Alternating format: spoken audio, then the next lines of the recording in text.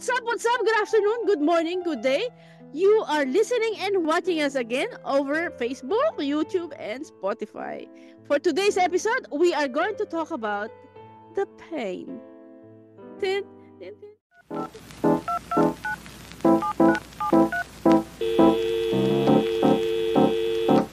Hey,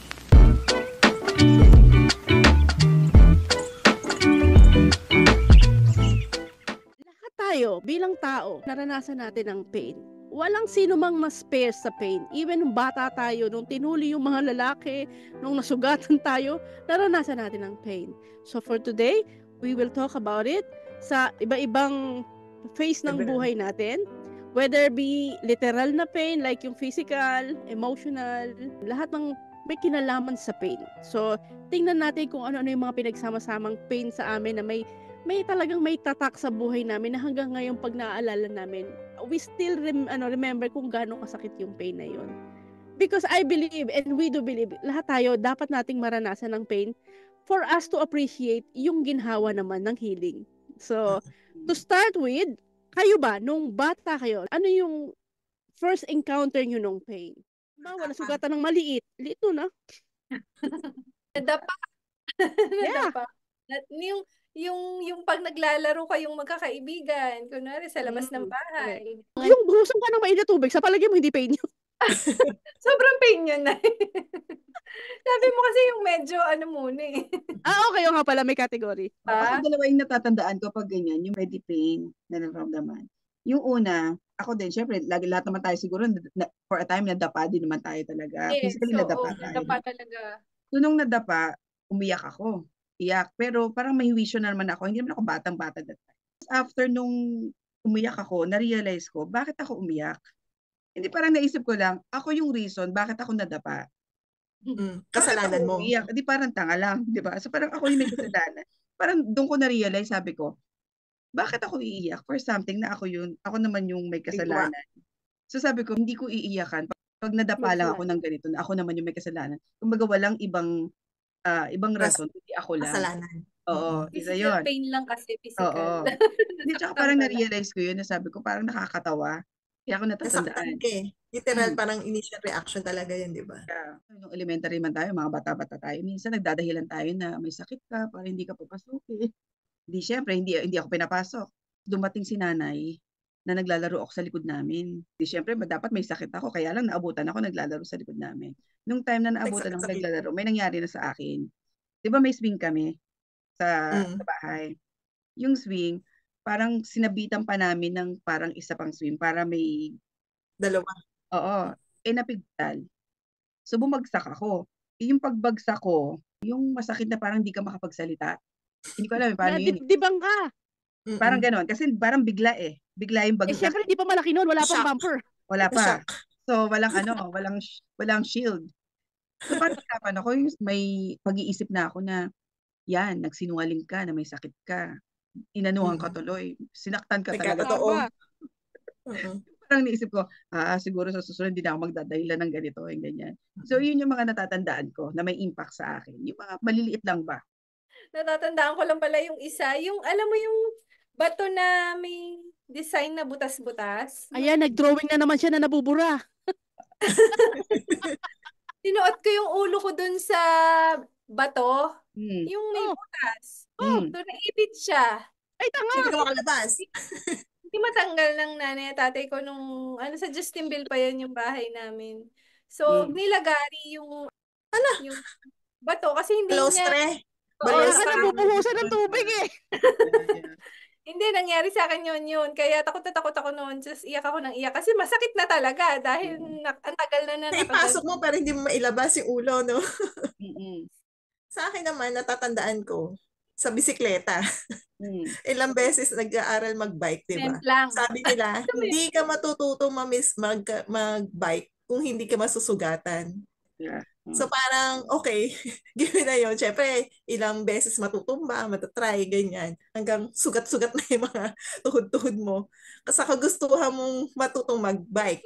Eventually, matututo ka naman. So parang... At least sinabihan ka na masasaktan ka kasi yung isang kilala natin, hindi ka sinabihan, wala palang The pain of not telling the truth. The pain of concealment. Sabi nila kaya deceitful. Kaya abiso naman agad, no? Oo. Sabi, hindi ka matututo mag-bike hanggat hindi ka nasasaktan. So, given na yun. Pero before that, may pagdadaanan ka talagang ilang beses matutumba. Kasi, di ba, una, may mga ano pa yun eh. May trainer. May dalawang ano pa siya eh. Oo. Pero eventually, di ba, unti-unti tatanggalin siya. Kasi hindi ka matututo kapag wala yun eh, para makapag-balance ka. Pero syempre, nung mga una, tutumba ka talaga. Madada pa, magkasugat. Ako naman, ang pinaka-vivid ko ng pain is yung sa pag pinapalo na talaga kami. Sa puwet lalo. Parang hazing na nga eh. Grabe naman yun. Naranasan ko talaga. Sinturon talaga? Try ko talagang maglagay ng karton sa puwet. Oo, totoo pala yun, talagang maglalagay ka ng karton sa puwet dahil talagang hanger, haplet, pamatpat, yung kawayan talaga, o kaya yung kumuha lang sa sanga, yung mabilisan, yung kanina parang gigigil sa'yo, tinatawag ka, hindi ka umuwi. Kung anong mahila na sanga ng lalo bayabas, ay lintik na, ang tibay nun, tsaka ng ipil. Na yung ipil, ala, ang sakit niyan. Ihahampas sa'yo na parang wala ang titingnan niya kahit saan katamaan. Gigil kasi magulang mo eh, no? So, wala silang eh. Buti talaga wala pang bantay bata noon, kundi nakulong ang magulang ko. Hindi pa uso nun. Wala pa mga nagreklamo nun. Ang dami palang naging kaso ng magulang mo kung sakasakal. Grabe. Talagang kaming dalawa nun ni Joy. Minsan nga, wala. Isa lang may kasalanan. Damay na yung isa. Ba't ganun? Nadadamay yung isa. O ikaw, dapa rin. Pero tingnan mo naman na nangyari sa'yo ngayon. O anong nangyari? Pero alam nila kapag mayroong nakalagay kasi iba yung tunog. Hindi. Ewan ko. Basta, may isa doon hindi halata ng papa. Mahirap minsan sa hita. Oo nga, obvious yun, di ba? Kung may karton. Pag nahagupit ka sa hita, Siyempre, papatungo pa na isa pang tela. Kasi tutunog yun eh. Auntie. Di ba, ang lutong ng tunog? Siyempre, dahil lagi kang napapalo, alam mo na next time. May suot kang nun na, no? Ang suot ko noon, sakto, maong na shorts. And then, karton. Oo. Pag alam ko nang papaluin ako, paihi muna ako, pwede mamaya, pwede ihi muna. Nalagyan ko na yan ng panty na hindi ganun kasakit. Basta galingan mo lang ang arte. Galingan mo lang. Pinapalo ka na, umiiyak ka din. Umiiyak kayo. Kaya umiyak. Abanay, pag hindi ka umiyak, totoo yun yung kwento ni Melay na parang minsan kapag halimbawa titigan mo magulang mo, lalo, lalabang ka? Tapos pag hindi ka naman, halimbawa tinatanong ka, pag hindi ka na sumagot, ba't hindi ka sumasagot? Di hahampasin ka. Minsan naman kapag sasagot ka, nasagot ka pa? Nasagot ka. Baka nakalalagyan. Ako talaga kamay kami pinapalo hindi sa puwet eh. Sinturon, kamay, kulong sa CR. Yun talaga yung hindi ko makakalimutan kay Papa. Ganun siya mag-punish sa amin dalawa ni Ate doon. Saglit, tanong ko lang. Oh. Ikaw, maintindihan kita kung ba't ka napapalo. Pero, si Rina at si Grace, bakit kayo napapalo or bakit napapagalitan na nakukulong ganyan? Yung ayaw kasi ni Papa nung iyak ng iyak, yung iyakin kaming dalawa ni Ate parang konting So wala pa rin kayong ginawa na masama.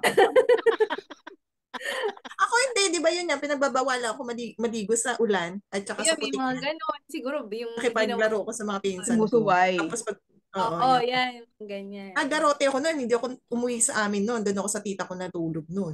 Yung tinatawag ka na pala, ayaw ka pang pumasok ng bahay. Oo, gigil ang magulang natin yung tinatawag, isang sit-sit, hindi pa na yung sasabihin, ano ba, nalapak ng bunganga ko, hindi pa kayo nauwi. Yung mga ganyan, nalapak na, ano ba? Oo, yung mga ganon. May mga ganong moment na parang ang hirap-hirap pasunurin. Alam mo, ka sa ulo. Once lang niya ako napalo noon. Naalala ko nung bata tayo. Mukha niya siguro. Isama niyo na sa podcast na nasa gilid. Naalala niyo nung bata tayo dahil syempre bihasa na tayong pinapalo. Alam mo yung 'di ba hawak ka ng magulang mo sa Ayan na naman. Single out na naman. Yung tipong yung pamalo gigil ng nanay mo no. Hindi ka na niya maabot kasi nga kakaiwas mong ganun kasi nga 'di ba pag lumalayo ka, hawak-hawak yung damit mo. Tapos syempre minsan ikilan ka pa rin. Depends mo. Lalong nang gigigil ang nanay ko pag hindi tumatawa. Hindi ka matamaan. Paano natatawa na ako? Napapalo pa din ni nanay. Hoy, dalawa yan, ano na lang ako, gang up yung dalawa yan. Sabi sa'yo, madidemanda ko sila kung may bata na. Sa amin naman, si Papa lang talaga yung namamalo. Si nanay never namalo. Ang nanay ko, combination yan. Flip top at saka palo yan. Naalala ko talaga yung pain, yung bata ka pa lang, nakikita mo na nag-aaway ang nanay mo. Na dumating na sa point na pinapili ka, si Papa at si nanay. Parang, kasi panganay ako, tapos dalawa lang kami. Dumating na sa point na parang gusto na nilang maghiwalay, and then nakita mo na parang, kasi pinukpok ni nanay ng 2x2 ang papa ko. Oo, kasi sobra na rin ng papa ko talaga nun, maloko eh. So parang napiko na nanay, pinukpok niya ng 2x2. Tapos naawa rin naman ako sa tatay ko, sinapaupo siya. Parang, sige, parang ang sakit sa mata nun eh. Anak eh, bata ka eh. Tapos nakikita mo ang magulang mo, parang laging nag-aaway that time. Parang pain na yun eh. Kasi ang sakit eh. Kasi nga, dumating pa sa point na kailangan kaming itakas ni nanay. Kasi gusto niya talagang magkahiwalay sila. Dinala kami ng Caloocan. Tumira kami for some time din sa kamag-anak ni nanay. At ayaw niya talagang masundan kami ni Papa. Although sa nanay ko parang, sige, bit-bit kong mga anak ko, aalis kami rito. Pero syempre, yung pain pa rin nun, gusto pa rin namin ang magulang namin kahit kumpleto pa rin. Yun yung natatandaan ko talagang pain sa akin na parang, ano ba to, maghihiwalay na ba sila? Ang sakit-sakit nun. Sobrang ang sakit. Ilang taong kayo nun? Ala, hindi pa ako napasok. Sobrang bata. Sabihin? Yes. Oo. Yung itsura ko yung wala. Yes, ganyan, 4 or 5, ganyan. Pareho lang tayo. Maliliit pa, 5, 4, 3, ganyang edad. Oo. Actually, wala pa ako, ate pa lang. Hindi naman talaga sila magkasundo. Tapos dumating pa ako, kaya ang tanong ko sa nanay ang tanong ko sa nanay at tatay ko nun, bakit pa nila ako ipinanganak? Kasi kung ganun din lang naman yung hindi sila magkasundo. Hindi, talagang ano. Wow, may na palang waling din si Ria noon. Totoo naman ay, di ba? Totoo naman. Parang ano bang nyo? Ang tatanda nyo na parang dagdag ba kami sa problema nyo? Ba't kayo nag-aaway? Ganun? Oo. Tapos pareho sila palang may problema. Si Papa may ganito daw, si Nanay may ganito. Yung ganon, yung alam mo yung nababalitaan mo na lang yung ganon na pareho silang may problema. Pareho silang may diferensya. Ganyan. So, lumalaki, mas nakikita mo na hindi na talaga magkasundo hanggang sa lumipat na kami ng lugar. Ganun pa rin, nakikita mo na nag-aaway sila. At yung kapatid mo naman parang wala lang, hindi siya deadma, pero parang doon nag-umpisa yung naging rebelde siya dahil siguro sa nakikita niya rin sa magulang namin, parang ganun. So, ako kasi yung maboka. Yung bakit kayo nag-aaway? Ano ba yung ganyan-ganyan? Na hanggang sa naghiwalay na sila talagang hiwalay na. Alam mo yun? Nakakinig sa'yo. Hindi, kasi parang hindi na rin naman kasi healthy yung nangyayari ng mga panahon na yun. So, mas better naman. Anong sense pa ng yun yung talagang nung time nakita ko na naghakot Ibig na si sabihin, Nay, parang sa iyo, tanggap nyo na parang maghiwalay na lang kayo kaysa ganyan. Oo, yun talaga yung huli na nandito na kami sa bayan nun, sa poblasyon. Talagang yun na yung last na naghiwalay sila, umalis na si Papa, kinuha na lahat ng gamit niya. Yun na, tapos nakita ko si Ate Donna nakatingin lang dun sa, paupo lang siya. Alam mo yung naramdaman ko din yung pain niya, kasi kahit di siya sasalita, alam namin pareho na na masakit din kay Ate Donna kasi hindi siya vocal. Lahat kinikim-kim niya. Correct. At least ikaw na i-release mo. Actually, yun. Siya pinaproseso niya pa. Tapos, ito na naman yung parang overwhelming na emosyon. Maghihiwalay na. Hindi pa nga siya tapos na nag-aaway. Anong problema? Ba't hindi sila magkaayos? Pamilya tayo . Ibig sabihin ba, broken family na kami? Hindi na kami yung pamilya na kompleto na andito ang nanay, andito ang tatay. Tapos maghihiwalay. Hindi na nakapagsalita yung isa. Tapos, alam mo yung nakikita mo talaga na nagsasakitan. Harap-harapan, makikita mo na na may physical. Na kaya talagang trauma talaga sa bata. Mabuti nilang din at mabuting tao pa rin naman ako. Pero alam mo, pero feeling ko noon pa man present na yung yung pagiging yung comedy sa sa buto ko. Kasi 'di ba nakakwento ko na pag-araw ako hinahabol ng nanay sa tubigan dahil nga para paluin kasi nga tinatawag hindi kasi nga gigigil na. Sa madaling araw habulin niya tatay ko sa sa palayan din kasi nga nagbar na naman. Sa akin parang alam mo may tumatakbo sa isip ko, Papa, dalian mo, takbo, Papa, dalian mo. Ngayon na, Papa ko, Huli ka ni Mama. Parang sabi ko na lang, parang sabi ko. Komedyante ka na talaga noon, Nay. Papa, dalian mo. Rago. Tapos yung tipong kakantsawan ko sa bot, galing mo tumakbo ha, mana talaga ako sa'yo. Meron ding pain yung favoritism sa mga anak. Ganun. Sinong favorite sa inyo? Oo. Hindi ako. Pero yung sa okay. kuya ko.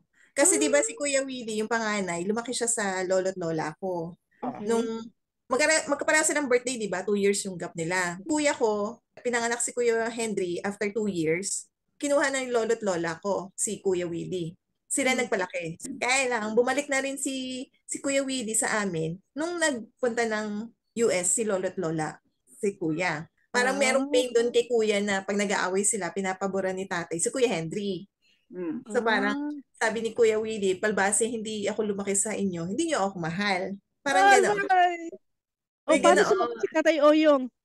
Na nakangiti. Hindi, kasi syempre, ewan ko, kung minsan kasi hindi mabawasan mag-aaway yung dalawa, di ba? Mga bata noon. Sabi ni Kuya, paborito daw ni tatay si Kuya Henry. Pero si lolo't lolo naman talaga, favorite si Tito. So kapag galing abroad, pag umuwi, mas marami pa sa lubong si Kuya ko. Si Tito, si Kuya, si panganay. Kasi si favorite nga, tawag dun si favorite eh. So syempre, minsan tayo, di ba? Walang may favorite sa'yo, Mama? Mas masakit yun. Hindi Doon na papasok yung pain. Baka siya pala yung sinasabi niya.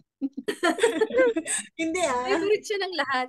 Hindi ako, parang, syempre ako bunso. Syempre nagagalit din sila. Bawa nag-away kami.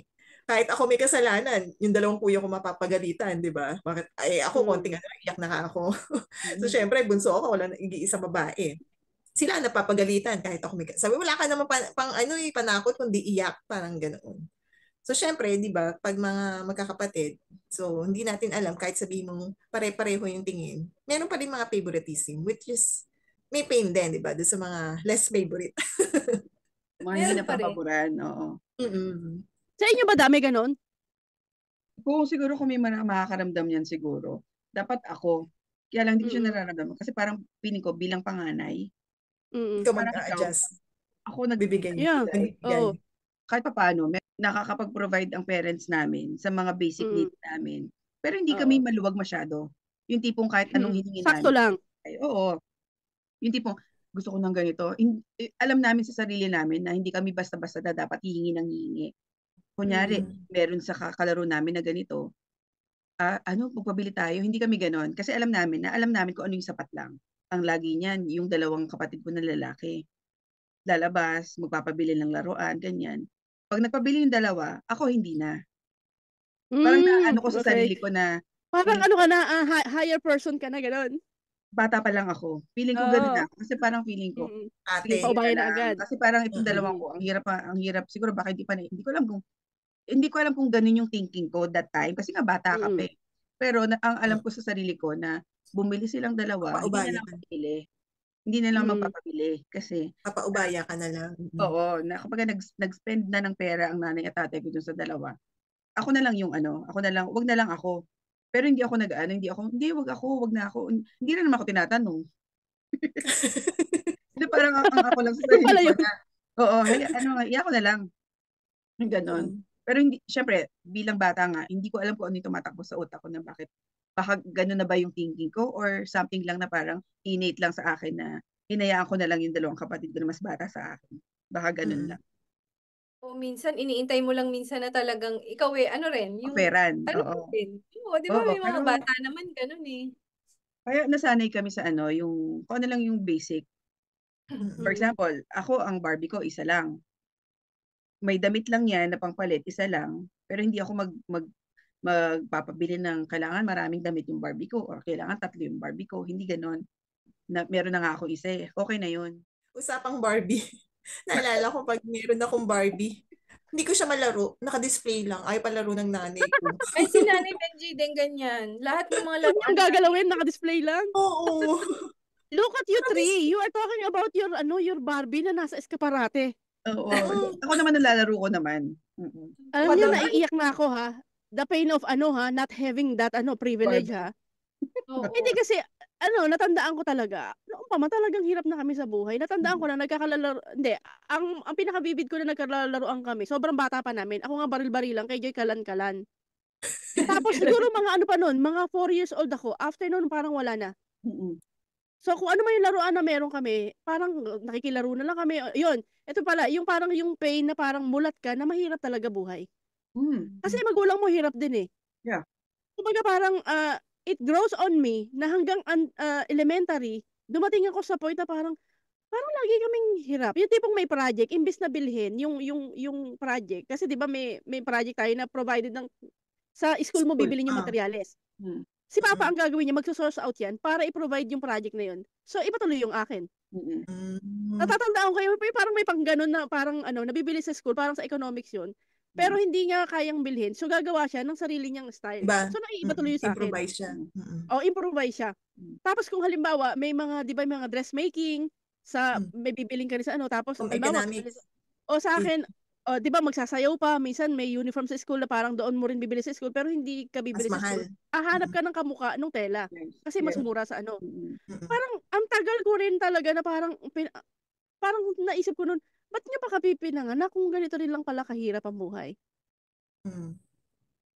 Nung time na yun, sobrang isa yun sa reason kung bakit parang hindi ako na magkaanak dahil baka hindi ako maging good provider.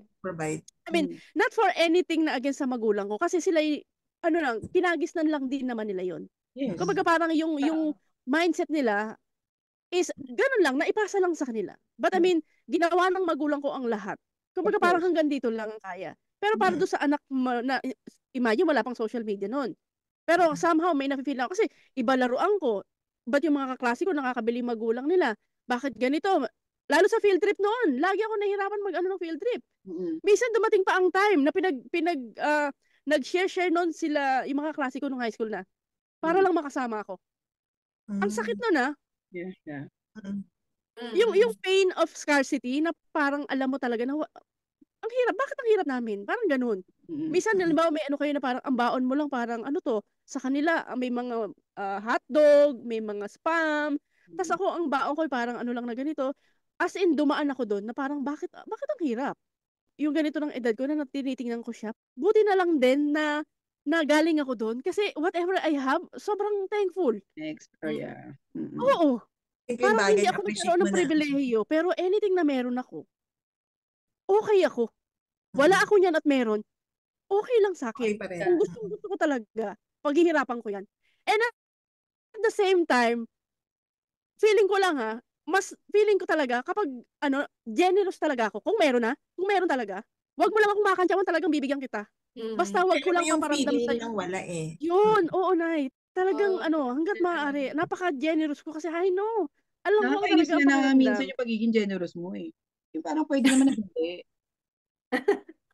Oo. Yun nga siguro yun. Parang, ibig sabihin, parang nagbabawi ako na parang, ang daming effect nun sa buhay ko tsaka sa pagkatao ko habang Tinan mo, magpapursige ba akong mag-aral at magiging scholar kung hindi ako, kung privilege ako?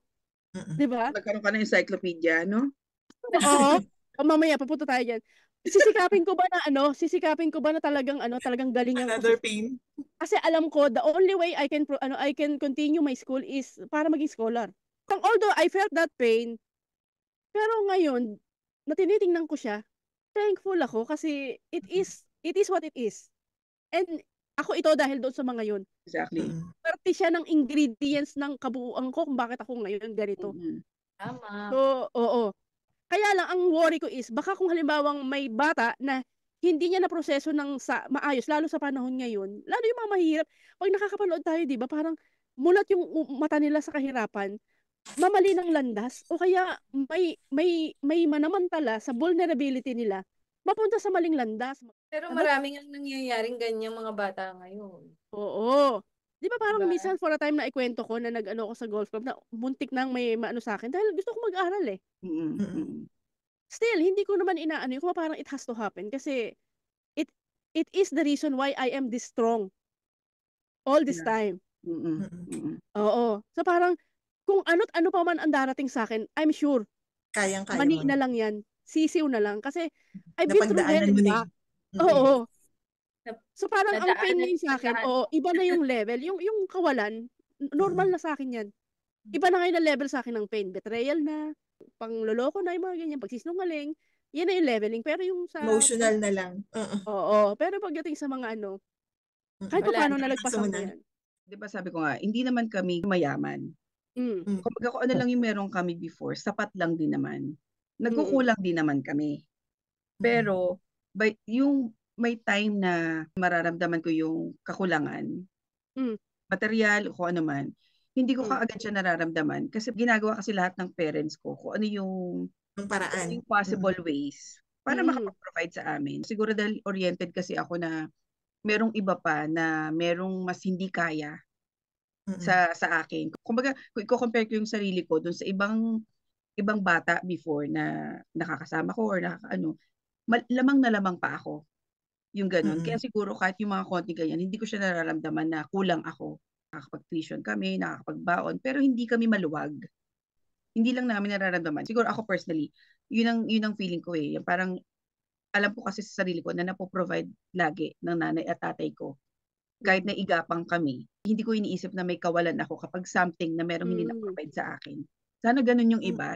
Hindi agad nagtatampo, hindi agad yung parang feeling nila merong kulang sa kanila. Kasi karamihan kasi ngayon, ang daming nagagalit sa parents dahil sa mga material things na hindi na po-provide. Hindi na naman necessary. Diba? Hindi na necessary. Pero sa isang banda, may mga bata talaga na nalagay sa sitwasyon na hindi na alam kung paano lalanguyin. They don't know how to navigate. Bago yun sa kanila eh. That's true. Ang alam ko lang pinanganak ako, hindi ko choice. So bakit kailangan akong mahirapan? So diyan na papasok talaga yung tipong wala kang choice pero may choice kang piliin kung ano ang mararamdaman. Kung ano yung susunod mong gawin para hindi mo na yun maranasan. At saka yung mga makakasalamuha mo. Kasi kung wala ka na nga, dikit ka pa ng dikit doon sa magpapamukha sa'yo na talagang wala ka, lalo ka lang magsasuffer. Doon sa mga nakakaranas ngayon na feeling nyo na parang bakit wala akong ganito, wala akong ganon, isipin nyo na lang, nilagay kayo dyan kasi merong nakalaan na parang may dapat kayong matutunan. Kasi parang sa akin talaga, iniisip ko siya, kailangan dumaan kami sa hirap para ma-appreciate namin lahat ng ibinibigay. Hindi pa man ibinibigay, parang nagte-thank you na parang kung loloobin mo, thank you. Thank you. Diba? Parang mas nagiging open ka na ang buhay is kung paano mo talaga siya tatanggapin at titingnan. Feeling mo ba kulang pa rin kahit meron naman, kaya lang hindi mo siya na-appreciate? Yeah. Hahabulin at hahabulin mo yung iniisip mong kakulangan. Wherein, kung nakikita mong okay naman siya, it works naman, nakakakain naman kami, okay naman ako. Hindi man ako mamamatay kung kulang to. It should be okay. Ang natandaan ko lang, nung time na yun, ang naging effect lang sa akin, for a time, nagkaroon ako talaga ng malaking insecurity. Ang nangyari, di ba tuwing mag-Christmas party, di ba pabonggahan niya ng baon? Di ba lalabas na yan na parang, ang daming baon ni ganito. Ako talaga nasa gilid lang. Pero ang magulang ko ginagawan talaga ng paraan para pagdating ng Christmas party, ang anak ko hindi naman mali-left out. Yes. Yes. Oo. Parang talagang maglalabayan ng doble. Kaya naman, ngayon, yung dating pinaglalabahan ni nanay, yung amo niya dati sa palabada, kahit yung mga anak, sobra silang natutuwa na nakikita kami na, uy, si baby, ito na yung mga anak niya. Yeah. Parang isipin mo ba, baby, Anya? Dahil sa paglalaba, oo. Di ba? Oo. Ang tatay ko'y karpintero, kung kailan lang may gawa. Ang nanay ko'y maglalaba, paulit-ulit. Minsan, magtitinda pa dahil kulang. So parang, mabait ang Diyos. Isipin mo, ito na kami lahat. Sobra. Grabe. Wala namang hindi, Paano ko pala kung naging ko, no? Yung tipong nag-addict ako kasi ang tindi ng galit ko sa ang hirap nyo. O kaya sumama ako sa mga addict, malamang pukpuk ako. O kaya napariwara na ako. Wala nangyari sa buhay mo. Pero I have the choice. Tapos, malungkot pa yung parents mo. Iba kasi ng sitwasyon ng pamilya. Pero importante talaga na at the very young age, mulat kami sa faith. Oo. Yun naman ang ko sa magulang ko. Batang edad pa lang kami talagang maano na kami sa faith. Talaga din ang buhay mo no? Oo. Siguro kasi yun lang yung kaya na nga nila ipamana sa inyo. Which is, na-instill sa inyo lahat.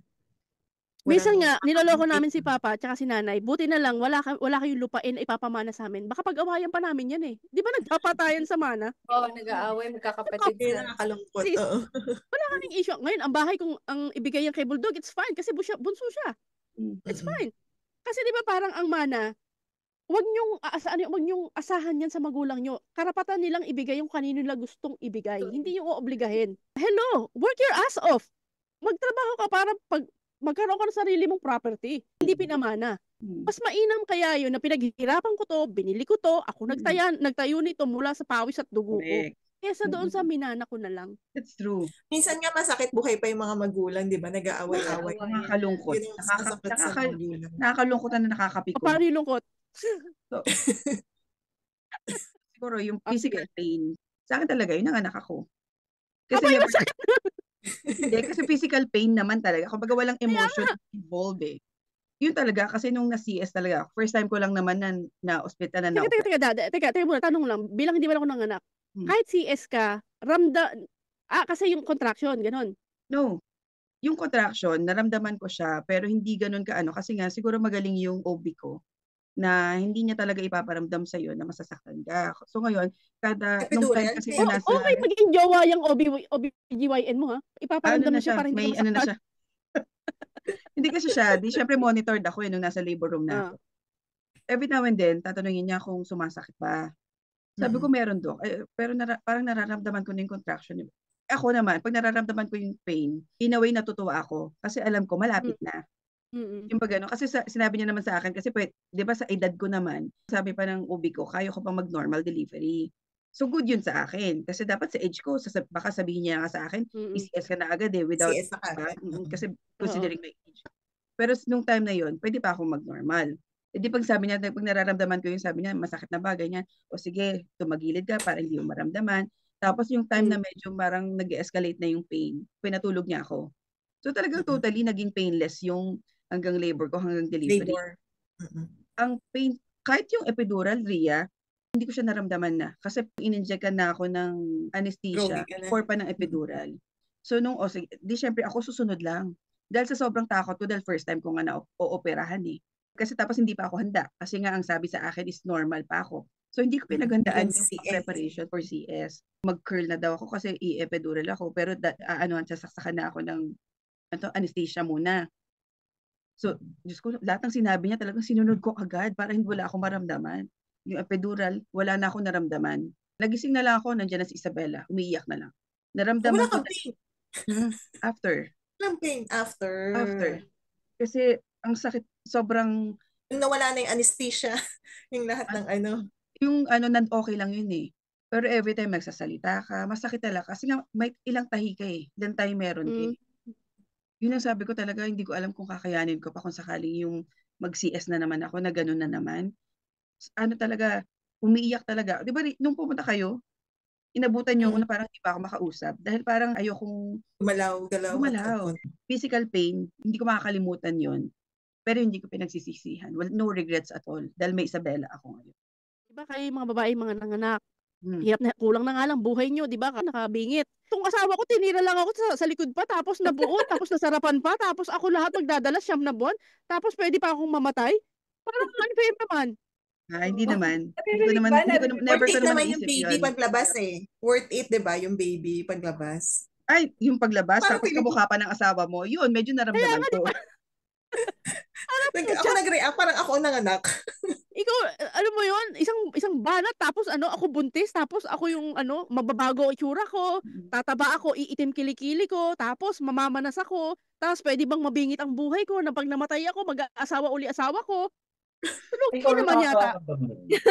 Hindi naman yata yung overthinking. Dapat burnt toast na to. Oo, okay. Huwag mong idamay iba ha. Mahirap. Pain din yung inoperahan ka nang wala kang inilabas na bata. Ay, Ria. Maraming opera si Mama Ria. Ay, multiple pain yun, Nay. Multiple. Hindi nga. Ang daming pain Ang dami na Sa sobrang dami, hindi ko na matandaan yata. Correct. Na operahan. Tapos yun nga, syempre, yung pinagdaanan naman ng pagbubuntis, di ba? Yung dito naman kay Jayden, sobrang daming pain din. Kasi buwan-buwan, kinukuhanan ka ng dugo. Yeah. Pain na rin yun, di ba? Physical pain yun. Tapos yung CS ka nga hanggang sa nanganak ka, hanggang sa higa ka pa rin pagkatapos mong manganak. Pain pa rin yun. Tapos nung nalaman mo na yung anak mo na may kondisyon, another pain na naman yun. Correct. Sobrang yung, tapos sunod-sunod siya, di ba? Pero tinan mo naman, ano talaga, sobrang mabait talaga ang Diyos. Kasi hindi ka nabibigyan ng pain ng hindi mo kakayanin. At sinalba kayo hanggang dulo. Kasabay pa niyan yun nga, yung, eto nung, di ba, nawala si nanay. Ang dami talagang sunod-sunod talaga yung pain ko. Marami ka talagang pagdadaanan na physically, marami talaga ako na pagdaan ng pain. Physically. Kasi yun sa katawan kaya lang. Nga, naiisip ko yun lagi, Ria, yung mga pinagdaanan mo. Kasi sabi ko, dami ng opera. Sa dami ng opera ko sa paa, sa likod, sa tiyan, lahat na, ewan ko na. Tapos ang pinaka naalala ko nung ipapasok na ako sa operating room, yung kay Jayden. Hindi ko talaga malilimutan yun. Pagpasok ko ng ramdam ko yung itutusok na yung epidural sa'yo, yung pinaganon ka. Oo. Naramdaman ko pa talaga siya ha. Although na rin ako, pero ramdam na ramdam ko.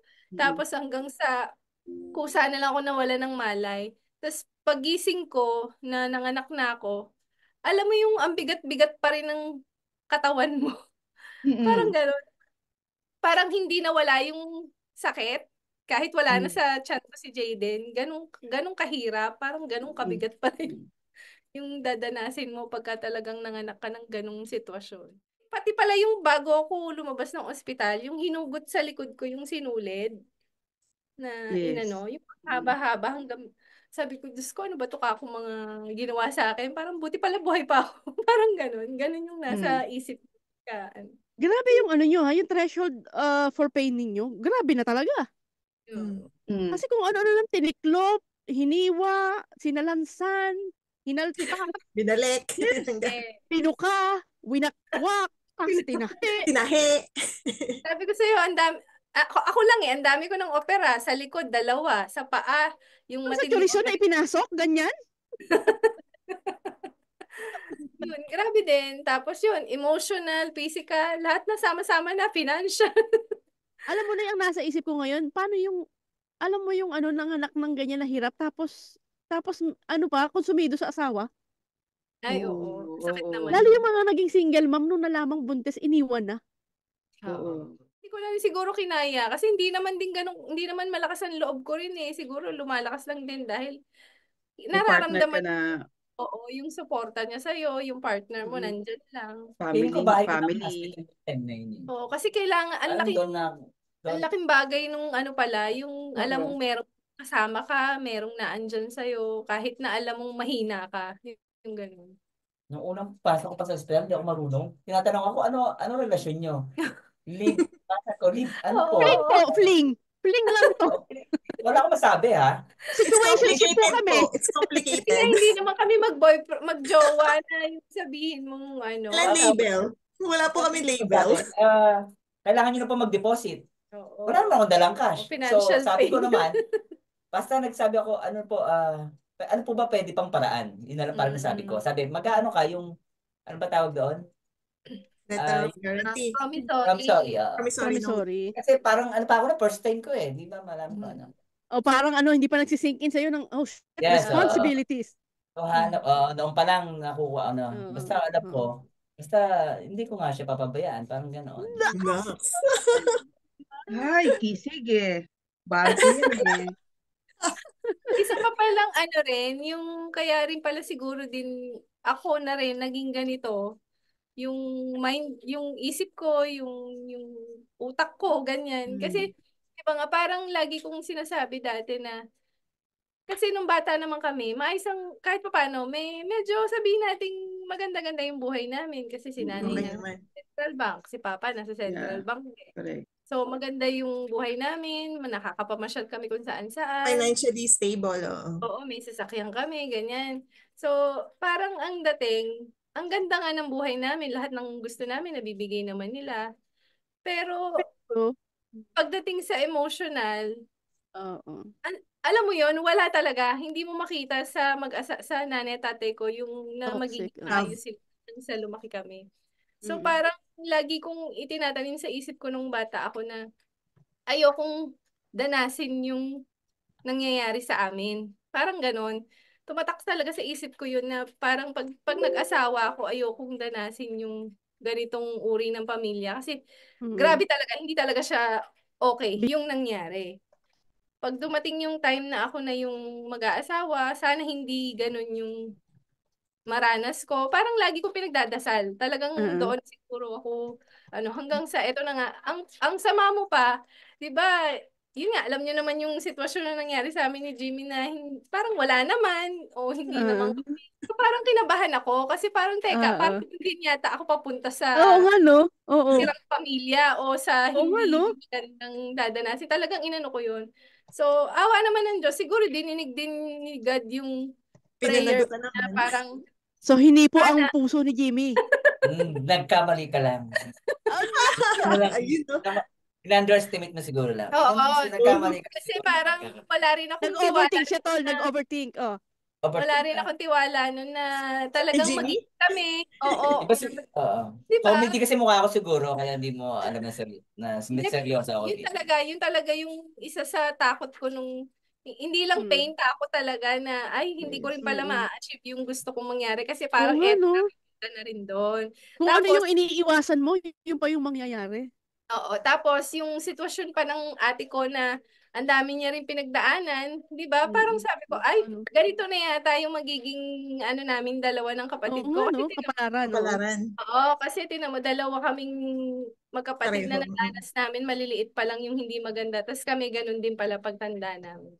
So, talagang pinilit, actually, hindi ko naman pinilit, pero siguro dininig na rin na yun nga, wag naman dumating sa ganung punto ng buhay ko na ako naman yung susunod na ganun. So, eto naman, ako ng Diyos maayos naman ang buhay pamilya ko. Kasi 'di ba yung barado yung yung tube. Hindi yung kanyang ovary. 'Di ba na siya yung ectopic. Tapos sabi mo parang worry ka no baka kasi hindi ka na magkaanak. Iwanan ka ni Jimmy. Oo, sinabi ko yun. Isa pa rin yun. Siyempre, pag wala kang anak, pwedeng ang mangyari. Iwan na asawa mo. Maghiwalay kayo o hindi kayo magkasundo. Kasi hindi mo siya mabibigyan ng anak. Parang ikaw, sira ka na. Hindi naman sira, parang wasak na yung Oo, wala ka ng Tapos parang hindi ka babae, buong babae. Kasi may kagulangan ka, hindi ka nakapag-produce ng bata. So, natural, in effect, kung alimbawang kung magloko man ng asawa mo, hindi ko masisisi. Kasi nga, naghanap gusto ng normal. Oo. Kasi hindi mo siya mabibigyan talaga yun. Kasi pwede naman kasi talaga mangyari, di ba? It's an excuse. Nabigyan din niya ako ng assurance na nung time na yun, kahit wala pa si Jayden, nung sinabihan kami na hindi kami magkakaanak, tinanggap na rin naman namin na okay na kaming dalawa kung talagang kaming dalawa. Pero grabe pala yung binigay niya, mas maganda pa yung dadating. Parang gano'n. Yes. Yung may ina-expect. Oo. At ito na nga si Jayden. Ako naman, bilang ako unang umalis, syempre kahit paano may pain din yung living, Diba? Ay, naman pain of living everything, everyone na mahal mo sa buhay. Umiiyak talaga ako noon. Alam niyo naman ang buhay ko diyan. Alam ng nanay ko, talagang matropa ako. Nabubuhay ako na sa kaibigan talaga. Tapos biglang in an instant, ibang bansa, ibang kultura, ibang mga tao, nakikilalanin ko pa lang, na makikipagkilala pa lang. Ang hirap talaga nun. Para ako talagang binalatan ng buhay. Totoo yun, maa-uproot ka talaga. Mag-uumpisa ka from zero. Hahanapin mo uli yung ka-energy mo, kasing gulo mo, kasing kulit mo, yung wavelength ninyo, hindi man siya ganun kasing loko mo. I mean, yung comedy niya. Pero at least nagkiklik kayo. Doon ako talaga nahirapan, baga. Parang sobra talaga akong nalumbay, as in. Sobra-sobra. Ang hirap nun na parang, di ba, panay pa ang post ninyo? Kala nyo hindi masakit yun? Yung panay yung yung magkikita kayo, parang dinagasal nyo pa nga Nananakit kami talaga. Parang nananadya pa talaga kayo. Yung tipong laboy ng laboy. Itatag pa ako. Oo. Tapos parang, alam mo yun, ikaw doon, syempre nag-umpisa ka pa. Here. May ganun pa. Talaga noon. Napakahirap. Ako, wala akong pamilya, wala akong anak. How much more doon sa mga magulang na may iiwan ng mga anak. Kayo alam niyo, mawalay lang ang anak ninyo, ilang minuto, ilang araw, ilang oras. Parang hindi na kayo mapakali. So, imagine niyo yung sakripisyo ng lumalayo para lang kumita ng pera. So, kung bubog at bubog lang, lintik na ang bubog ng mga talaga, yung mga lahat na nag-abroad. Sobrang pain. Yung pain pa nung ikaw na nga nagsakripisyo dahil ikay magtatrabaho sa abroad, paano pa yung pain nung ang napunta mo pang trabaho is may pananakit, may delay ang sahod, minamaltrato ka. And then, eto pa, sasamahan pa na ang anak na iniwan mo sa Pilipinas, lumaki dahil hindi mo kasama, nagdroga, napasama sa masamang impluwensya. Tapos ang mister mo, ayan, nagloko na. Sa lahat ng pain na nararamdaman natin, lagi nating iisipin, hindi mas sa pag-ano, lagi may mas higit pa ng nakakaranas ng nararanasan ninyo. Ako kahit malimit ako umuwi ng Pilipinas, every time din na umaalis din ako. Masakit kahit alam mong babalik ka na naman or 'di ba? Iwanan mo yung magulang mo. Kahit na sabi ko, babalik naman ako after ilang buwan, 'di ba? Andiyan ulit ako. Pero iba pa rin eh. And one more, yung siguro yung pain na kapag nagkakasakit sila, wala ka doon. Yun ang pinakasakit sa akin. Na kapag mga na-ospital, ganyan. Kasi gusto ko yung mga Grace, yung umalis tayo, yung inatid diba, tayo, umiyak si nanay. Iyak si nanay. Ako iyak din ako. Hindi, tahimik lang nanay na napaiyak. Ganun yun. Kahit nasabi, pag hinahatid nila ako sa airport, di ba, kahit ko, ilang beses ako sa isang taon, di ba, 3 beses. Kumbaga, sanay na naman na aalis, babalik, at ano. Pero yung every time na aalis ka talaga, ang bigat-bigat. Ramdam mo yung feeling na aalis na naman ako. Syempre, gusto rin naman nila makasama. Matatanda na sila lalo na. Exactly. Ayun nga pag kasi di ba everyday, pag hindi lang isang beses lang ako hindi makatawag. Ano na yun eh. Kasi minsan syempre busy sa work, nakakalimutan ko tumawag. Tatanong, tumawag ba yung anak mo? Sabi, yun nga, kinabukasan hinahanap kasi nila syempre, di ba? Oo, ba't hindi daw ako nakatawag ng isang araw? Sabi ko, sorry, busy. Yun yung pinaka-pain talaga sa akin na masakit sa loob ko. Yung mawalay sa magulang, malayo ka, tapos pag nagkakasakit sila, wala ka doon. Wala na noong after, namanhid na. Or na-prepared ko na yung sarili ko. Kaya isang araw ko lang nung time na nag-usap kami, after nun, doon lang ako umiyak. After nun, wala. Kasi siguro, na-prepare na-ready mo na rin na-prepare mo na rin yung sarili mo na no. Mama, kasi dahil siguro sa nakita mo na rin kung paano kanya talaga tratuhin. Habang sa tagal nyo. Sabi ko, hindi naman kami paraging nag-uusap or ano. So parang normal na din kahit walang tumatawag o nag-message. Tsaka, pero masakit pa rin naman syempre talaga yun. Kasi parang sayang yung 10.5 years, di ba? Ginugol mo. Parang ina-expect mo na siya na talaga. Pero hindi eh. Pero okay naman kasi nga nakatulong din yung community kasi dito, busy rin ako. So parang wala kang time para mag-isip. Kahit na mag-isa na lang ako sa kwarto, parang wala lang. Hindi ko rin siya naiisip na. So, emotionally prepared na rin ako kasi yun nga, ako na nga at may emotional support ka, mama? Oo. Walang hindi ko na na parang nag-iisa lang ako or wala. Tsaka hindi naman full-blown na relationship yung inyo. Dahil tuwing kailan lang siya NDR.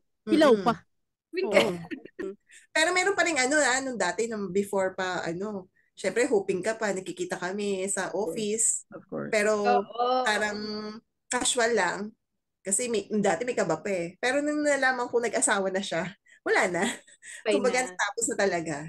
Na-end na yung mo na wala. Happy na siya. Happy na rin ako.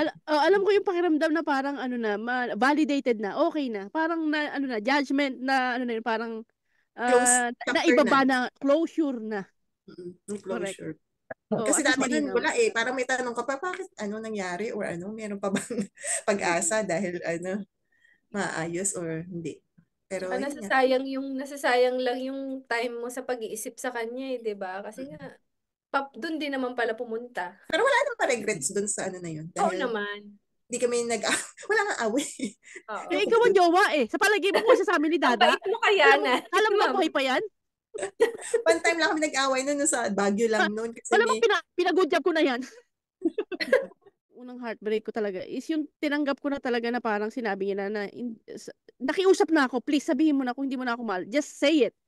Kasi the only way na ma-realize ko at yung parang mababalik ka sa wisyo Kung sinabi na ng tao na hindi ka na mahal, wag mo nang ipilit. That's the closure that I need. Kumbaga parang feeling ko, may sakit ako noon na parang addict na ako sa'yo. Kapag hindi mo ako tinulungan at sinabing wala ka ng gamot, hindi talaga kita titigilan. Please, sabihin mo na kung hindi mo na ako mahal. That's what I want to hear para sabihin ko sa puso na to na wala na siya. True enough, nung sinabi niyang, oo, yun lang ang kailangan kong marinig para hindi na ako umasa, hindi na ako parang magdelulu at umasa na, hindi, okay pa. Kaya minsan totoo yung pain na parang, minsan ginugustuhin ko na maramdaman yung pain if it's the only way I can, parang feel na, andang ka pa rin eh. Dumating ako sa puntong yun, na yung memory namin hanggang sa pain, gusto ko siya kasi alam ko this way, nasa akin ka pa rin. Andito ka lang. Ayokong mawala yung pain na yun kasi gusto ko na andyan ka lang kahit masakit na. Doon ako umabot. So parang kailangan ko yung maramdaman kasi this is the only way I can heal. The appropriate way. Kasi dumating na sa punto na kada maririnig kong kanta, napasok ako sa baste, iyak ako nung iyak kahit April Boy Regino tugtog. Kasi yung luha ko, appreciate mo lahat ng kanta. Kahit sobrang dialogues na, alam mo yung luha ko na parang ano lang, ganong kabilis na parang ulan, pumipilandit ang iyak ko.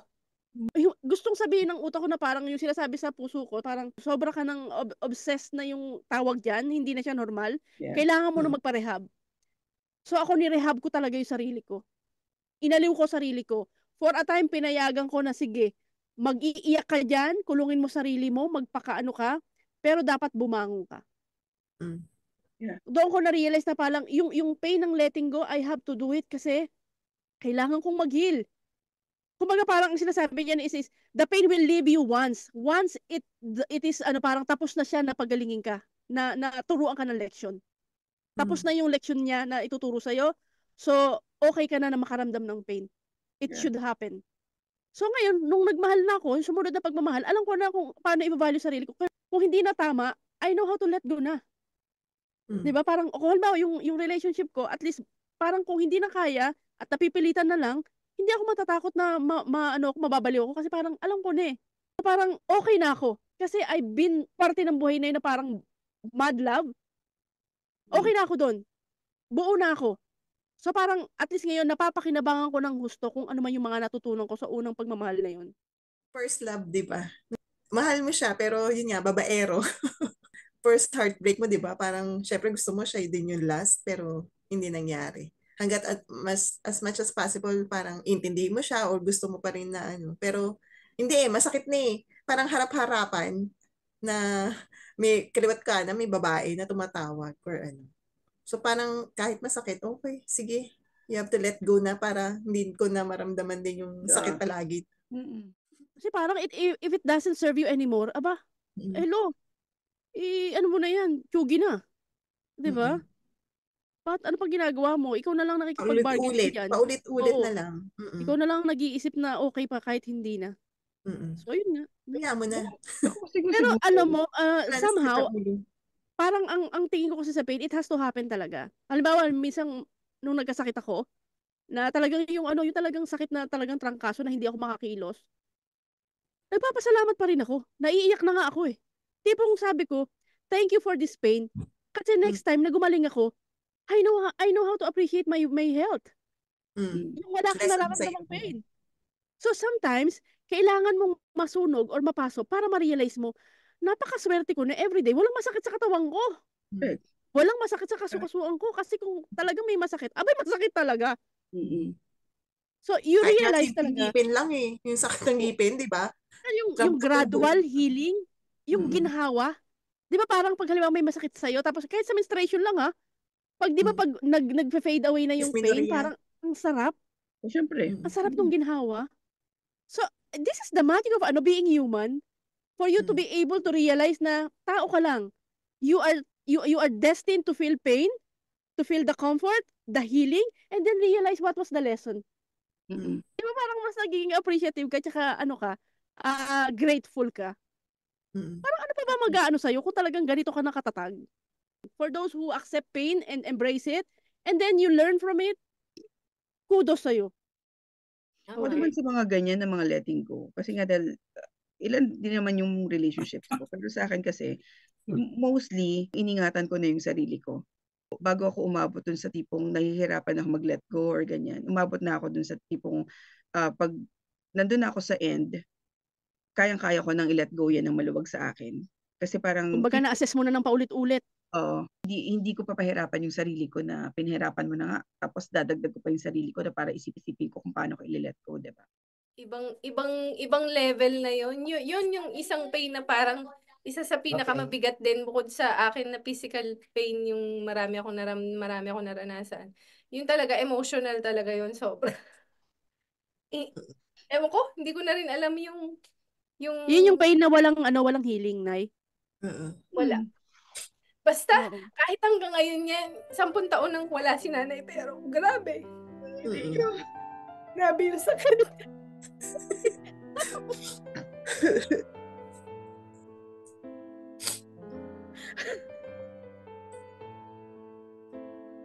Ay, break nga. Meron diba, diba ito tumatawag ang nanay ko? Nakita ko na iyak, sabi ng anak ko, teka nga muna. Alam mo yung takot mo na baka ito yung isa sa mga tawag na kinakatakutan ko? Mga ganyang tawag-tawag na yan, yung biglang yung nakakatakot. Yan, no? Diba? Yung paulit-ulit.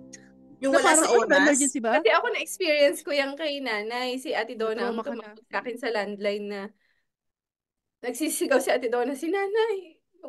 Yung nga daw, yung parang na sa CR, ganyan. Tapos dadali na sa ospital. Madaling araw yun. Ang bigat talaga. Walang sa oras. So. Grabe talaga. Kaya minsan pag yung magri-ring ng madaling araw uli, yung parang natotrauma ka minsan. Sino kaya yung tumatawag? Parang kaya? Bakit kaya may tumatawag ng gantong oras? Di ba? Gantong edad na, nagiging nervyoso na rin talaga tayo, di ba? Kasi tulad niya, laging may fear. Oo, may magulang tayo, may mga kapatid tayo, may mga mahal sa buhay tayo na hindi natin alam ang panahon. Yung pain ko nung losing someone, yung kay Nanay Benji, yung sa ninang ko, tapos unexpectedly, yung nanay ni Emma. Kasi inisip ko, kasi Nanay Benji, understandable. Super close tayo kay nanay, di ba? Kumbaga parang kahit wala si Ria, basta nandun sa Nanay Benji, pupuntahan natin yung bahay. Parang ganun na ba? Wala man si Ria doon. Wala man sa bahay lang natin. Basta may bahay, nandun tayo. Basta ang kakapal nga ng mukha natin eh. Tapos nag-expect pa tayo, bibilang pa tayo pagkain ni Nanay Benji, di ba? Meriendahin pa. Hello! Kamusta naman ako? Tumira ako sa kanila nung may black eye ako.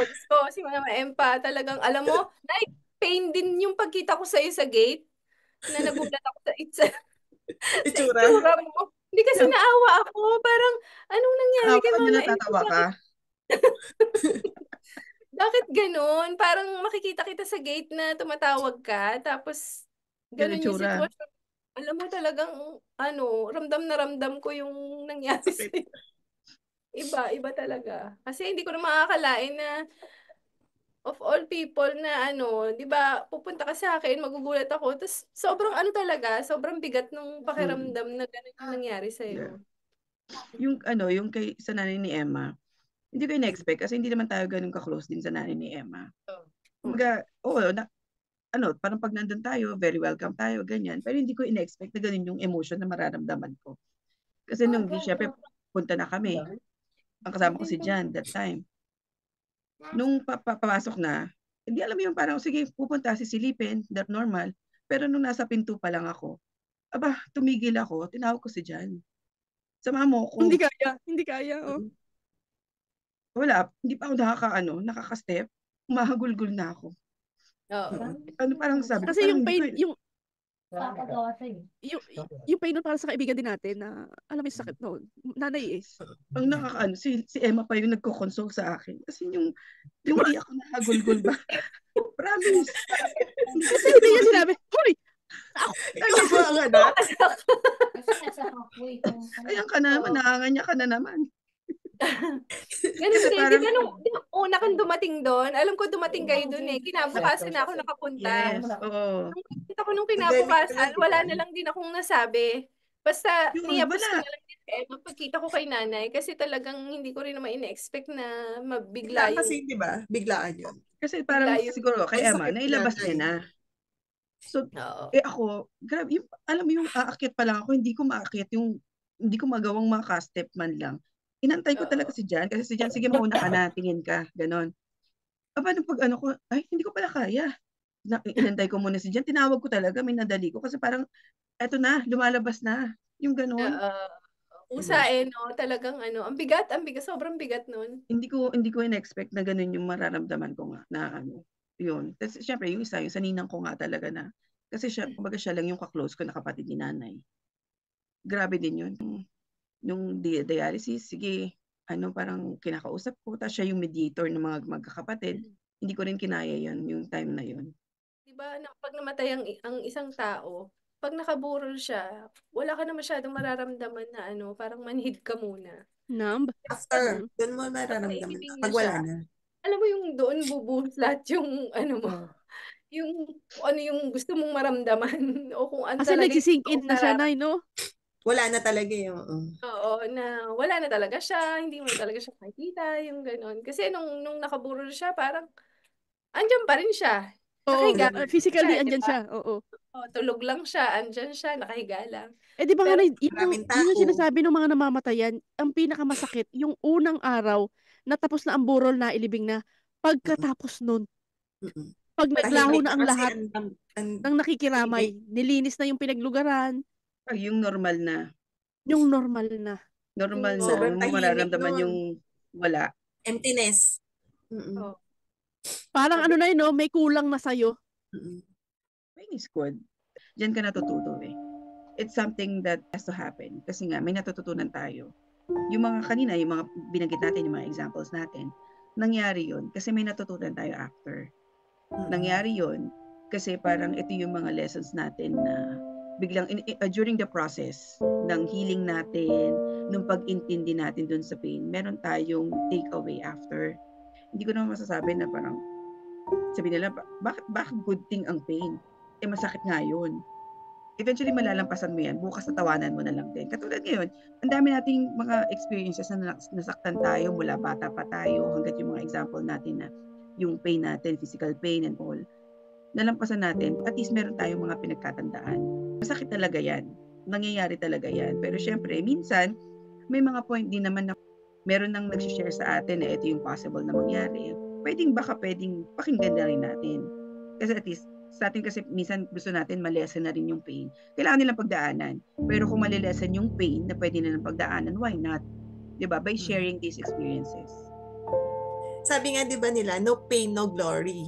Lahat tayo naman dadaan din talaga sa buhay natin na magkakaroon tayo ng pain, ng heartaches, or yung lowest point in our life. Pero it's bound to happen kasi how would you know kung ano yung glory kung hindi mo dadaranasan yung pain? Ganon yung irony ng buhay natin.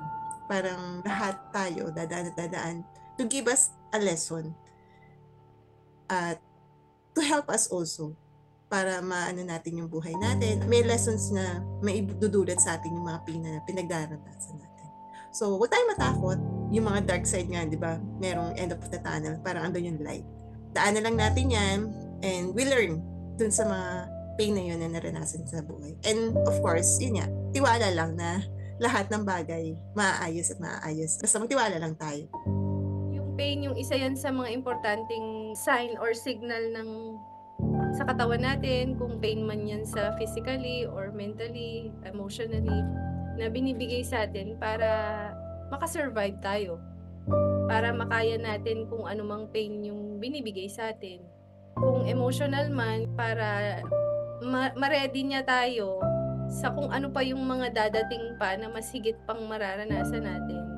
Na alam naman natin or alam naman niya na kakayanin din natin. Wala namang sakit o pain na binibigay si God nang hindi natin makakaya. Kasi alam niya na gagawin natin ng lahat para malutas yun or matapos yun. Parang ganun. Pinagdadaanan lang talaga natin siya. For us to become better din or mas higit pa sa kung ano yung gustong makita ng mga tao sa atin.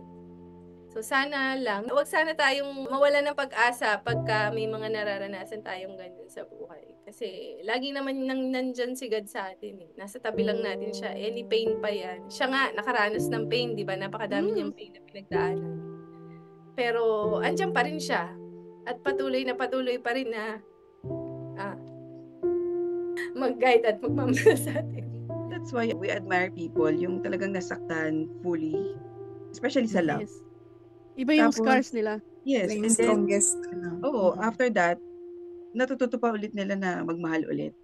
Sobrang, yun yung nakuha nila, yung strength na nakuha nila dun sa pain na naranasan nila before. Nakuha pa ulit nila na magmahal ulit. Sobra na. Pat on our backs, guys. So, sa akin naman, again, ang pain, inevitable yan. It is happening para ma-endure mo. And sa huli nun, para makita mo kung gaano kakatapang. Again, the pain will leave you once it has finished teaching you. Correct. And also sa mga kasulukuyan na dumadaan ng pain, huwag mong tingnan kung ano sa'yo mawawala sa'yo. Ang isipin mo lagi, ano yung madadagdag nito sa buhay ko?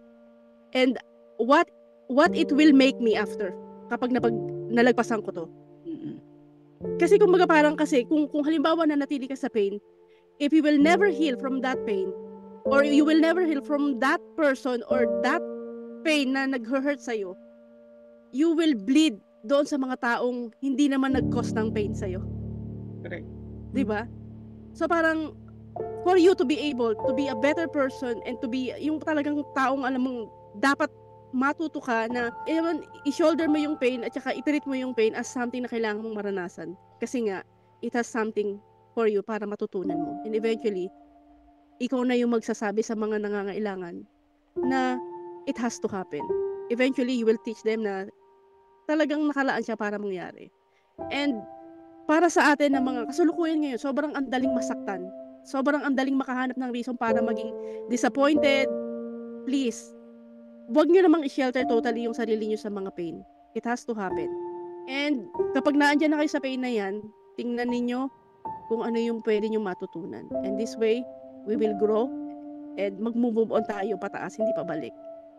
So with that, thank you again sa ating mga manonood at sa mga nakikinig. There is God who will always bless us and will guide us. Just have faith. And with that, we say thank you again and good night to all of you. We love you sa lahat ng mga followers namin. We do. We appreciate yung sharing ninyo, yung comments ninyo. Sobrang we have made a community. Thank you so much. And we will never stop improving and giving you episodes na talagang makamasasabi ninyong kapakinabang.